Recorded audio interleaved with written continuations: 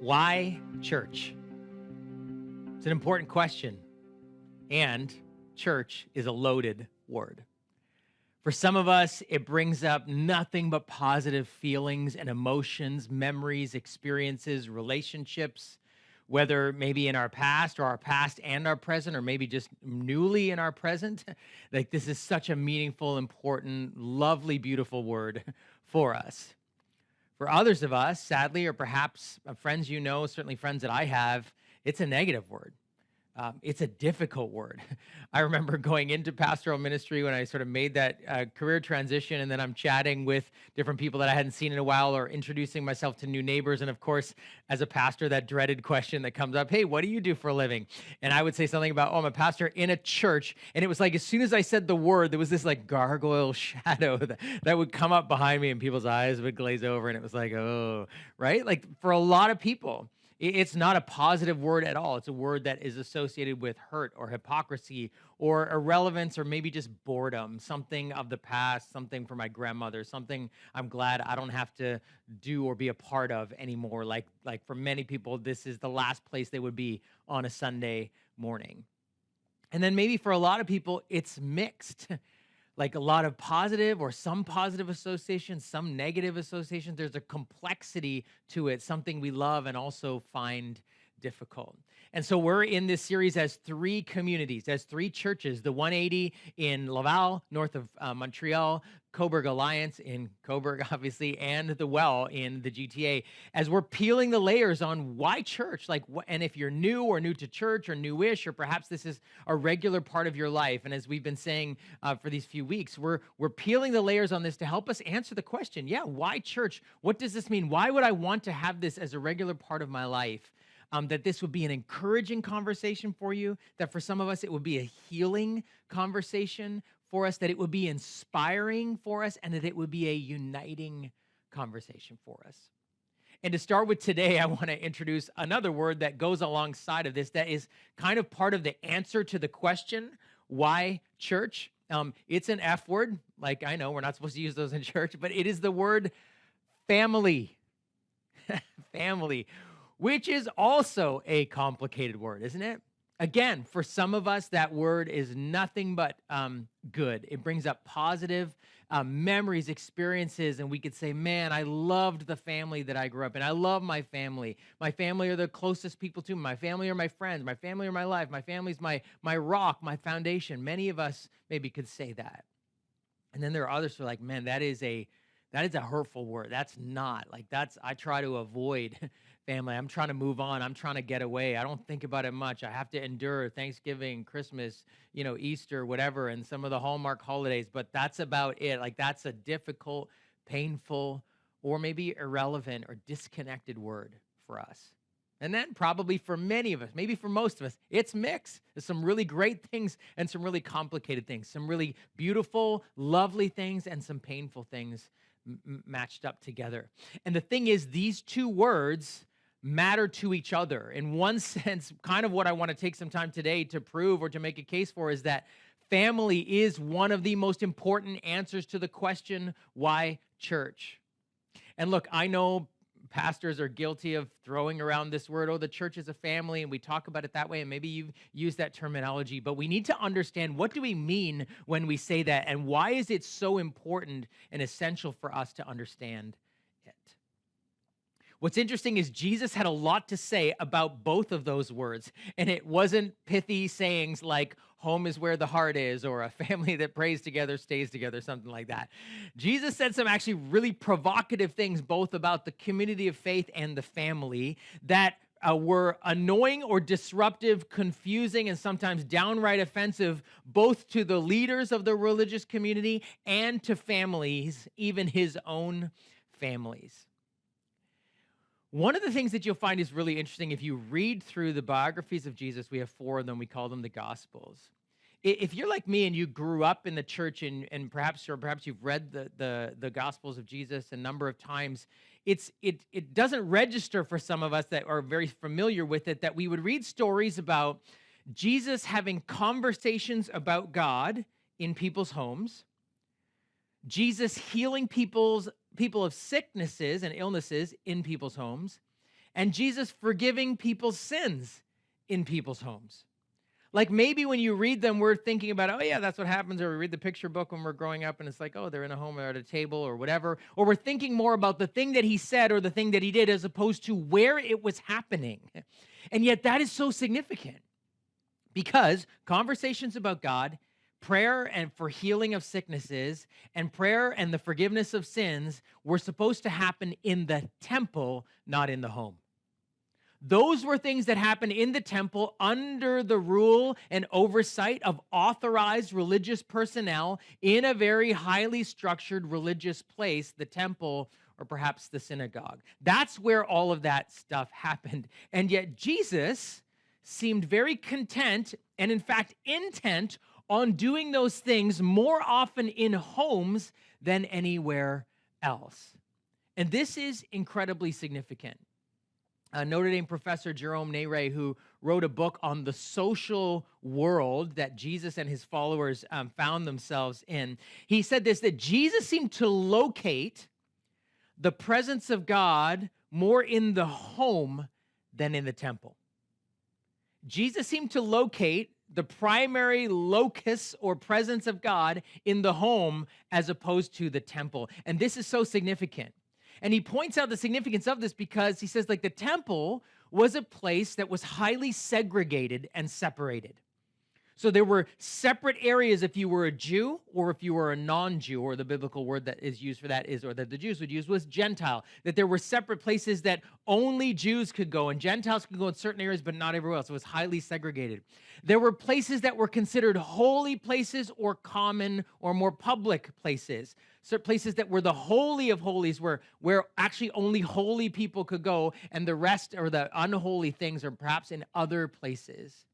And it was a place of segregation by title, where certain places that only priests or the high priest could go, and other places where the everyday Joe was allowed and no more. The temple was a place of segregation, but the home was a place of relationship, of food, of table, of welcome. If you were in the home, you were welcome. If you were at the table, you were considered to be belonging. It was not a place of segregation. It was a place of relationship. And Jesus does most of his teaching and healing and forgiving work in the home, a place of welcome, not in the temple.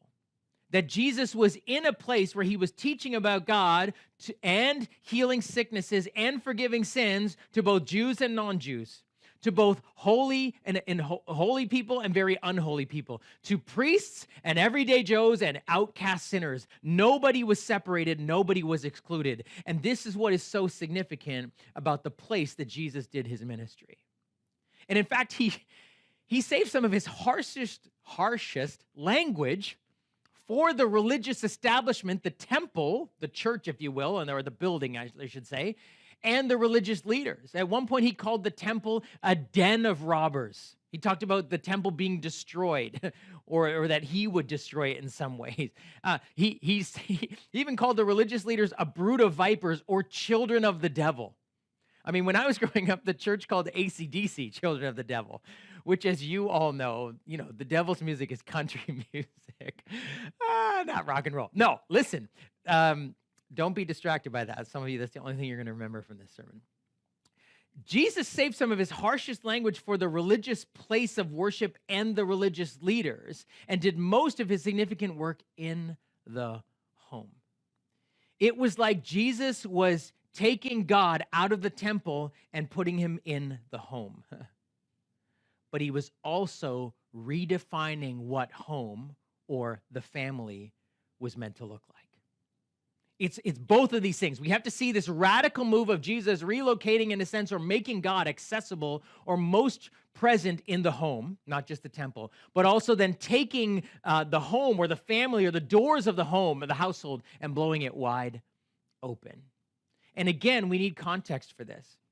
You see, in the Greco-Roman first century and in the ancient Near East, where Jesus' people, the Jewish people, came out of thousands of years before, the family unit was the defining unit of your life. Unlike us 21st century Westerners, where we think of ourselves as an I or a me first, as an individual, Ancient Near East people and people in the Greco-Roman first century saw themselves first as a we, not a me, as about the collective, us, not I. And that defining collective or unit was the family unit. Your family really determined and told you directly and indirectly what you were going to do for a living. You were going to inherit the family business. You were going to keep working in that, whatever. If your father was a baker, you were going to be a baker or a carpenter or whatever that is. They told you who you were going to marry or who you weren't going to marry, which ethnicities you could and couldn't associate with. Basically, by the time you figured out how the world was working, by the time of 8 or 10 or 12, you sort of knew, hey, this is where my lot in life is going to be, whether I'm going to be wealthy or impoverished or whatever. There was not really so much thing as a middle class. You knew what your lot in life was going to be. It was all determined by your family. And your family was the unit to which you expressed loyalty, love, devotion, self-sacrifice, and a sense of obligation and connection. You would sacrifice things of yourself for your family. You would give generously through your family. You would take care of your family, your extended family. Often families would live in compounds, extended families all together. And yet Jesus, if you listen to what he taught, how he acted, and what he did, seemed to be saying, hey, show that loyalty and devotion and love and sacrifice and care for people who are not your family. In other words, treat a stranger or someone you don't like or someone from a different ethnicity or even an enemy like they were your brother or your sister or your mother. Show them loyalty, devotion, love, personal sacrifice. See, when we listen to the teachings of Jesus and he's talking about being selfless and being loving and being sacrificial and being generous and all of that stuff, we think, oh, they weren't that way. They were. They were always that way to family. And Jesus is saying, yeah, but let's redefine family. To the point where one time he was in a house teaching full of people. It was crowded. There were people everywhere. And somebody says to him, hey, Jesus, your mother and brothers are outside. In other words, they can't get in because everyone is crammed around here. Now, any self-respecting, God-fearing Jewish man, a son, would have at that moment said, oh my gosh, my mother's here, my brothers are here. At that point, pretty sure that Jesus' father had died. And so he's the oldest son. So he's kind of, taking care. He's the oldest man in the house. He would have said, okay, clear the way, clear a spot for my mother. She needs a place of honor. My brothers, they belong here. Do you know what he says? They say, hey, Jesus, your mother and brothers are outside. He says, my mother and brothers are anyone who does the will of my Father in heaven. Stunning, so offensive probably to his mother and brothers. What was he doing in that moment and in many of the things he was saying? He wasn't just taking God out of the temple and locating him in the home. He was blowing the doors of the home, the definitions of family wide open, in a sense, redefining family. Jesus was starting, if I can say this, the church by redefining family. He was redefining the boundaries of family, saying, this is what the new community looks like. And that's why of all of the names that Jesus, a Jew, could have used to refer to God, because if you look at the Old Testament, there's tons of names of God. The one Jesus used most often was what? Father.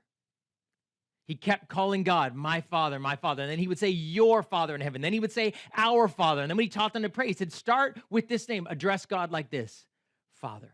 He was starting the church by redefining family.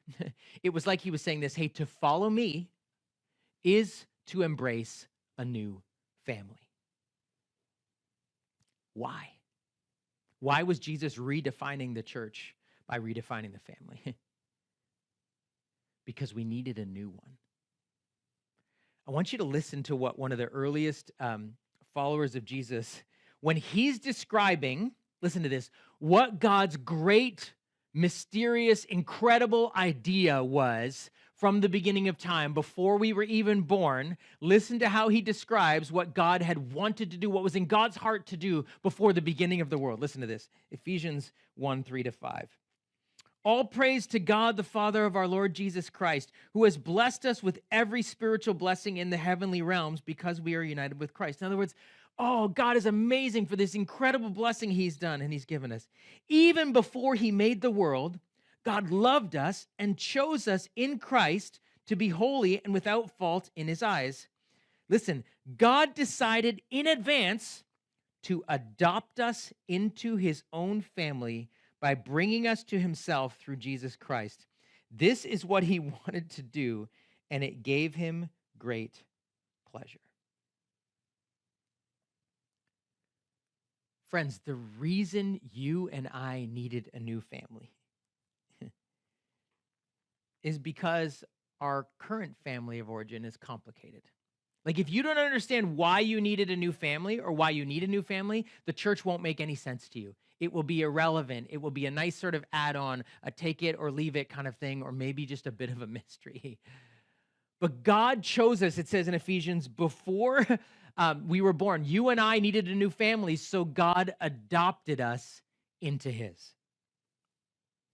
Where now God is our Father, where Jesus is our oldest brother, and in the ancient Near East, in the first century world, everything was skewed towards the oldest brother. The oldest brother kind of dictated how everything happened in the home. And so we have a new father as we've been adopted into the family of God, and Jesus is our older brother, and we now call each other's brothers and sisters. See, many of us grew up, if you grew up in the church in this idea of the gospel or the good news, we would have said, well, the good news is that Jesus died on the cross for your sins, and if you believe in him, your sins will be forgiven, and you'll get to go to heaven one day. But you know how Paul describes the gospel, the good news? What he says, no, you weren't just a sinner, you were an orphan that needed a new family, and the good news is that God has adopted you into his. You don't need to live as an orphan anymore. You're not alone. You have a new family. Which is why in the early church, they began to call each other by a new name. People from different ethnicities, different backgrounds, different parts of the world, different religious backgrounds began to refer to each other as brother and sister. Do you know that it was such a strange term? The Romans thought that they were having this it was an incestual cult. That's what they thought the Jesus movement was. You know why? Because they always had these things called love feasts, where they would have communion and share meals together, and they kept calling each other brother and sister. And they were like, these aren't brothers and sisters. They have different skin colors. They're brothers from different mothers. They're from different parts of the world. This doesn't make any sense. They didn't have a category for what the early church was, because the early church acted like family towards each other, and brother and sister, and would share the money and wealth and houses and food that they had. They acted like a family, and the Roman world could make no sense of it. But you think of this adoption thing for a moment. Adoption is a situation of great necessity, right?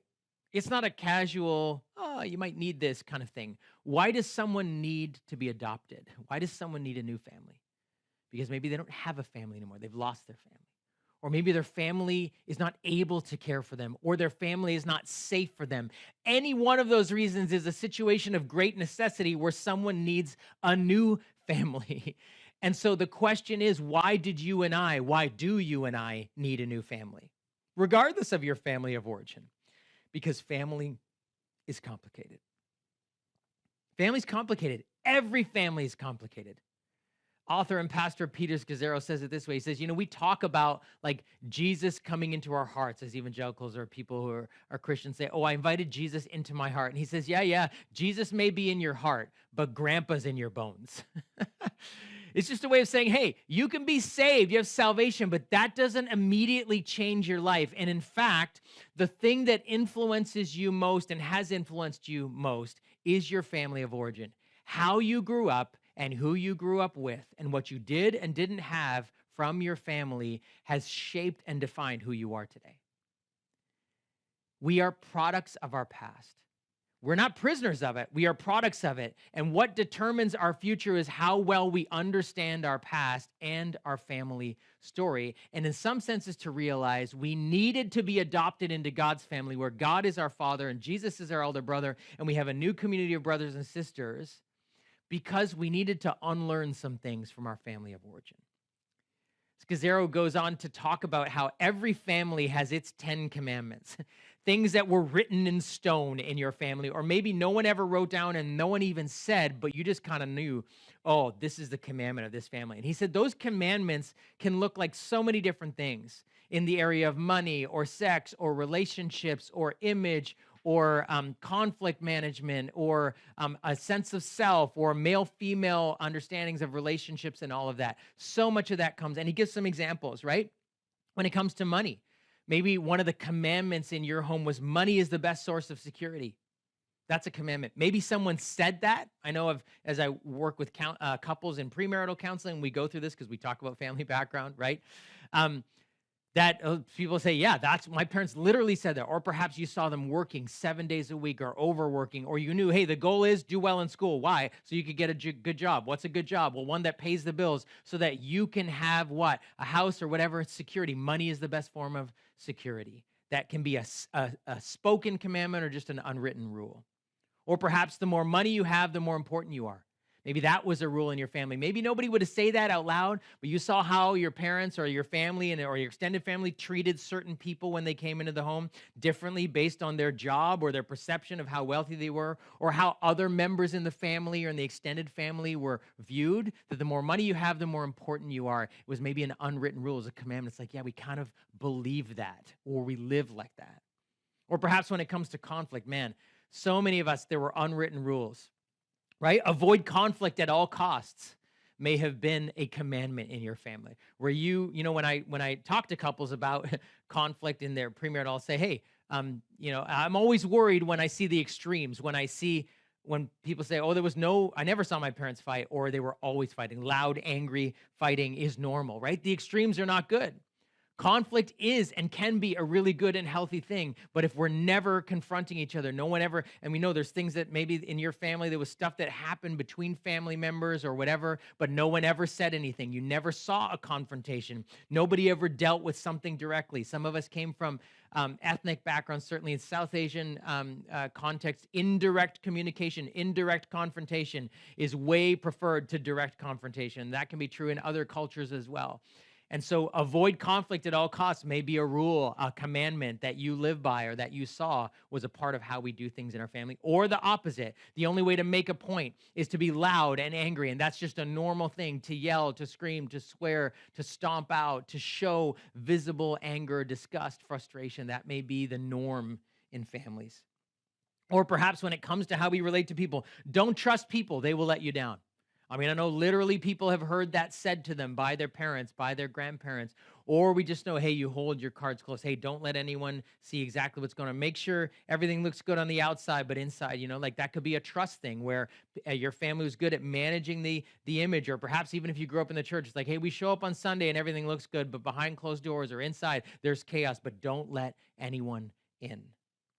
Or don't show vulnerability. Don't cry, stiff upper lip. Hey, we're the Smiths, we're the Johnsons, we're the whoever. Like, we plow through. Like, that can be shown as a badge of honor. Like, no one ever cried, or your grandfather served in the military, whatever. Like, this can be this kind of stoic, face the world, stiff upper lip. We can get through anything. No need to be sad. No need to be angry. Just push through. Or perhaps you're not allowed to be depressed. That's not a word that was used, or you saw that being shut down, or people who had that were negatively seen. Or get over losses quickly and move on. Friends, these are just a few examples of the commandments. Again, they may not have been written in stone. They may not have been written or even said anywhere, but you just saw this is the way this happens. And here's the thing, like when we live by this or think this way, we can bring this stuff from our family of origin into our church family, right? Like we can be unconsciously entering into this community, whether you're new or newish, or this is home for you, or this is family for you. We're bringing our stuff from our family of origin. It's kind of like we have these rules that somebody gave us when we were young, and we bring them in wherever we go, right? And they're kind of between us, and we live by, this rule about the way we think about or talk about money, and then what we think about sex or the opposite sex, and what we think about conflict, and how we think about relating to people when we're going through hard times, or how we deal with our emotions.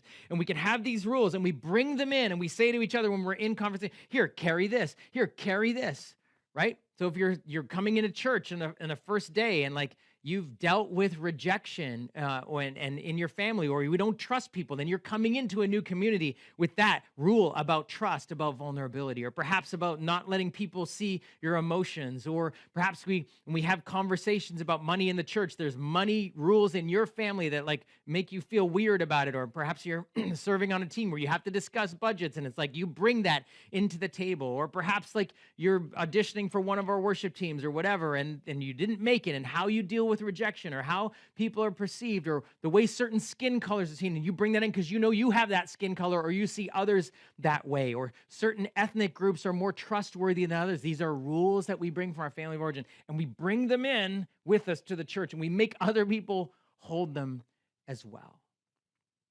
And friends, this can explain a lot of the hurt that we find in church.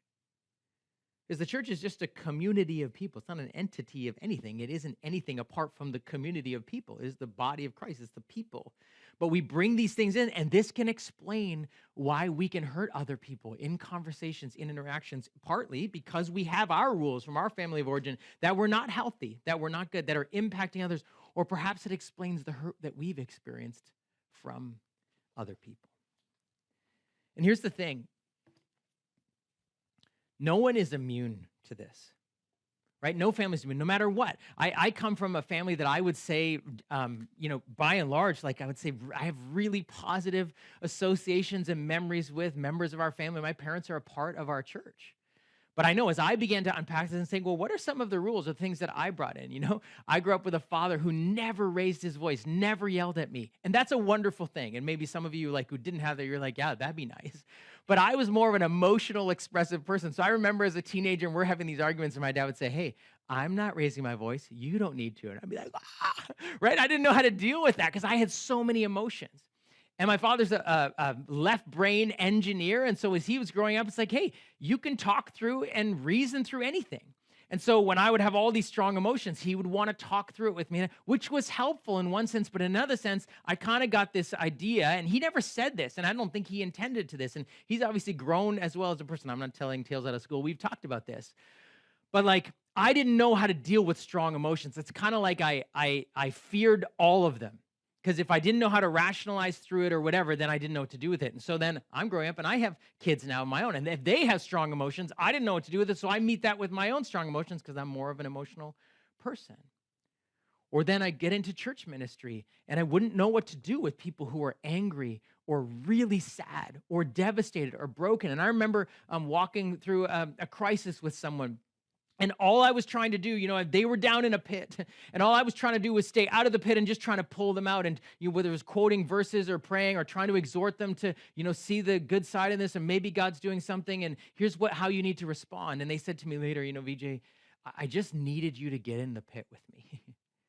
They were so kind to tell me that, but I had this unwritten rule in my head that all strong emotions are bad emotions. So I didn't know how to enter into difficult things with people. I would stand at a distance, or I would find it so exhausting, or someone would express doubt, in their faith or whatever, and I would feel like I have to say the right thing and quote the right thing or whatever, so make sure, because doubt's a bad thing, and they have to be able to move on. Or perhaps depression or anxiety, I didn't even know how to handle that. I've grown a lot because of this family of faith, as people have taught me, and as I have learned the hard way of how do I actually be okay with strong emotions. And I don't have to fix everything, and everything isn't always something you can talk or reason through.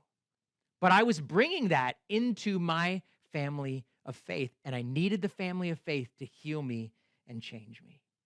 No one is immune. And friends, the gift of adoption is just like those conversations Jesus had in the home.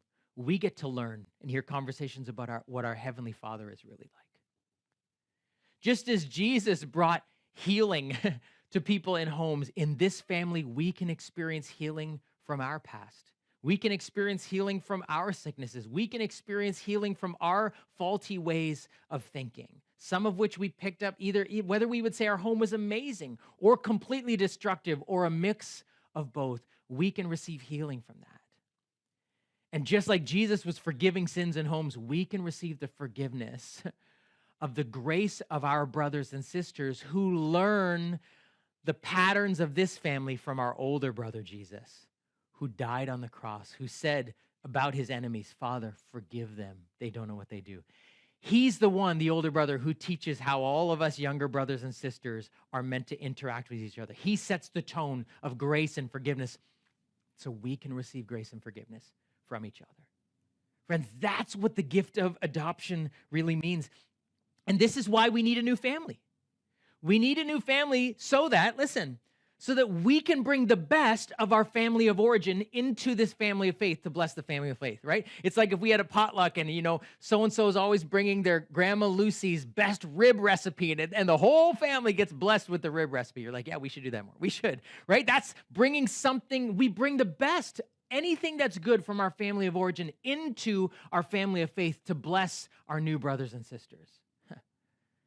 But we also bring the brokenness that we've had from our family of origin, the unhealthy or unhelpful things, and we can lay them down and we can learn a new way of relating with a new community of brothers and sisters, with a new father, a new older brother, Jesus, who teaches us a different way.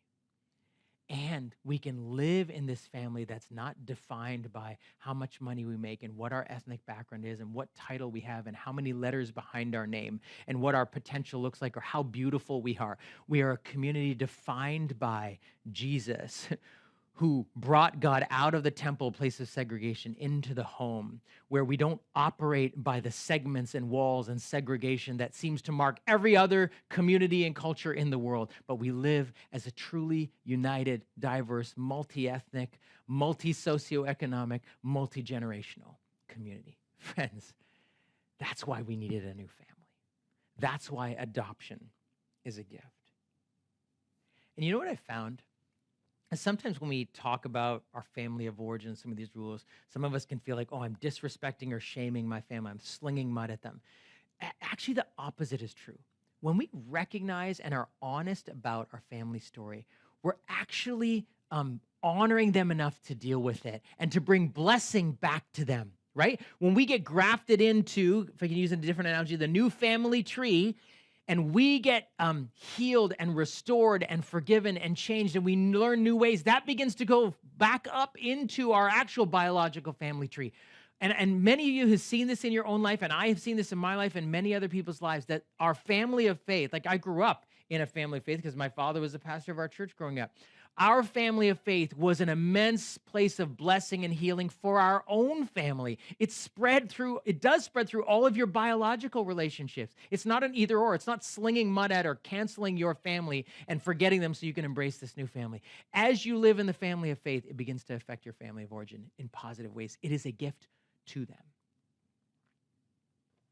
So what does that mean for us if we start to think, well, one of the answers to the question why church is because you needed a new family, because I needed a new family, and God has adopted us into one. First, just to reflect. Reflect on, what are some of the 10 commandments of my family of origin? Hey, maybe if you're married, this is a great conversation to have because your spouse has a view on your family that's not yours. They didn't grow up in it. Or perhaps as you have adult kids or maybe even teenage kids or whatever, just say, hey, what do you think some of the unwritten rules of our family are about money, about conflict, about sex, about relationships, about sadness, about emotions, about jobs, about anything? Have a courageous conversation. Maybe talk about it with a friend of yours as you ask them. Maybe they didn't listen to the sermon. You can send it to them. Say, hey, I want to talk about this in my family of origin. Be courageous and reflect.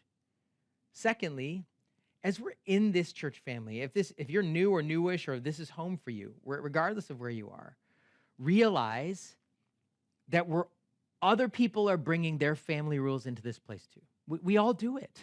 We have to have grace for each other to recognize sometimes someone says something to you or acts a certain way, you think, hey, maybe, there's a story behind that I don't really know. And just like there's a story behind me that other people don't know. And sometimes I'm not even aware of it myself. If we're not even aware of it for ourselves, how could we be aware of it for other people, right? We need to grow in the grace and realize, hey, we all bring these rules in, and we're trying to lay them down, and we're trying to learn new rules from Jesus, our older brother, from God, our Father in heaven, from each other is the best. We bring the best of our family origin in, but we need to realize that. And then just be realistic. This takes time. It takes time to become a new family. It takes time to realize these things, to heal and grow. And we need to give each other the grace and the space to know, hey, we're growing together. One of the things just to recognize is that, and this is something Dom, who's a part of this series, I've heard him say before, and it's so important. The place of wounding is also the place of healing. It's like if you have a bad haircut, you don't say, I'm never cutting my hair again. You go get a different one. If you get food poisoning from eating something, you don't stop eating. Friends, our prayer is that as you understand your story and as we work to try to create a healthy family of faith here together, that this family would be a place of healing for any ways that you've been wounded in your family. And that this church will be a place of healing for any ways that you've been wounded in your church. That the place of wounding would become the place of healing.